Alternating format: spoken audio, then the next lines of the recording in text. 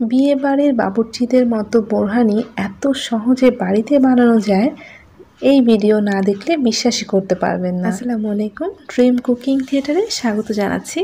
আজ আমি আপনাদেরকে একদম বিয়ে বাড়ির বাবুর্চির বোরহানিটাই তৈরি করে দেখাচ্ছি, যেটা তৈরি করা খুবই সহজ আর সত্যি বলতে অনেক মজা। কোনো ধরনের ঝামেলাই করতে হয় না, আপনারা ঝটপট যে কোনো সময় বানিয়ে নিতে পারবেন।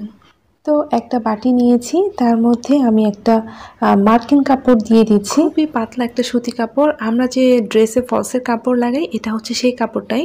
তো এটা আমি বসিয়ে দিলাম। আপনারা কিন্তু এই কাপড়টা যে কোনো টেলারে বা হচ্ছে যে কোনো গস কাপড়ের দোকানে পেয়ে যাবেন। এখন এর মধ্যে আমি আধা কেজির যে টক দইটা রয়েছে সেটা দিয়ে দিলাম, আর দেওয়ার পরে খুব ভালো করে দইটাকে চিপে আমি বাটির মধ্যে নিয়ে নিচ্ছি। দেখতে পাচ্ছেন ঠিক এভাবে নিতে হবে। আর কাপড়টা অবশ্যই ভালোভাবে পরিষ্কার করে নেবেন, খুব ভালো করে পরিষ্কার করে গরম পানি দিয়ে ধুয়ে নেবেন, তারপর ইউজ করবেন। আমি খুব ভালো করে দইটাকে ছেঁকে নিলাম। এরপর আমি আবারও কাপড়টা বাটির উপরে বিছিয়ে দিলাম। তারপর এখানে আমি দিয়ে দিচ্ছি প্রায় 1 টেবিল চামচ ধনেপাতা বাটা, 2টার মতো আমি কাঁচামরিচ বাটা দিয়েছি, 2-3টা কাঁচামরিচ বাটা দিলেই হবে। আর 1 টেবিল চামচ দিয়ে দিচ্ছি পুদিনা পাতা বাটা, আর দিচ্ছি 1 টেবিল চামচ সাদা সরিষা বাটা, আর দিচ্ছি আধা চা চামচ আদা বাটা, আর দিচ্ছি পানি। এখানে আমি 2-3 টেবিল চামচের মতো পানি ইউজ করেছি। আর এই সব কিছুকে ভালো করে চিপে দিয়ে দিচ্ছি। এটা আপনারা ছাঁকনির সাহায্যে করতে পারেন, তবে এভাবে করলে বেশি ভালো হয়, এতে করে রসটা ভালোভাবে চিপে নেওয়া যায়। লবণ দিয়ে দিচ্ছি স্বাদ মতো। এখন এর মধ্যে আমি 1 চা চামচ দিচ্ছি ধনিয়ার গুঁড়া, এটা কিন্তু ভাজা ধনিয়ার গুঁড়া।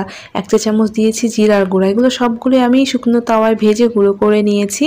তারপর দিচ্ছি বিট লবণ, এটা অবশ্যই স্বাদ মতো দিয়ে নেবেন। তারপরে দিচ্ছি হচ্ছে সাদা গোলমরিচের গুঁড়া আধা চা চামচ।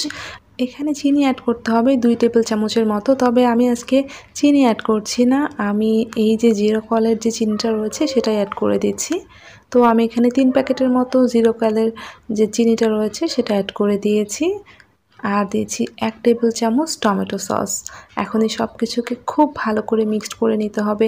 আপনারা চিনি ইউজ করলে অবশ্যই 2 টেবিল চামচ বা 3 টেবিল চামচ চিনি ইউজ করে নেবেন। এটা আসলে দইয়ের টকের উপরে নির্ভর করছে। আমার বাসায় যেহেতু ডায়াবেটিসের পেশেন্ট রয়েছে, তাছাড়া আমরা চিনিটা অ্যাভয়েড করি, তাই আমি চিনিটা অ্যাড করিনি। এখন এই সব কিছুকে আমি ভালো করে মিক্সড করে নিচ্ছি। চিনি, লবণ এগুলো আপনারা আপনাদের স্বাদ মতো দিয়ে নেবেন। খুব ভালো করে মিক্সড করছি। আর এভাবে কাপড় দিয়ে ছেঁকে নেওয়ার কারণে এটা কিন্তু ব্লেন্ড করার কোনো প্রয়োজন হয় না। দেখেন কতটা স্মুথ হয়েছে। আপনারা এই পর্যায়ে কিছু বরফ কুচি অ্যাড করে দিবেন, আমি অ্যাড করিনি কারণ আমার দইটা অনেকটা ঠান্ডা ছিল।